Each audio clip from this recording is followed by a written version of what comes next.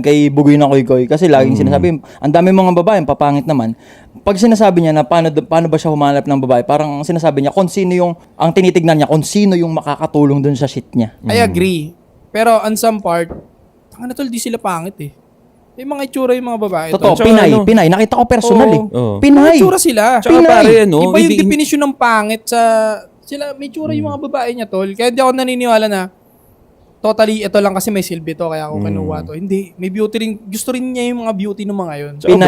Pinay pre. Tsaka obvious na fit yung mga babae na yun. Ang nagbo-boxing eh. Oo. Nagbo-boxing. Mga petit, tingin ko type ni Bugoy. Mga fit eh. Oo, kasi wala pa siya nagiging babae na thick, no? No. Puro petit fit lang. sila, so hindi mo, pasok sila pare, pasok talaga. Pinay beauty. Ako na-meet ko Pinay beauty personal. talaga. Ang ganda ng kutis. Legit, pre. Di ba?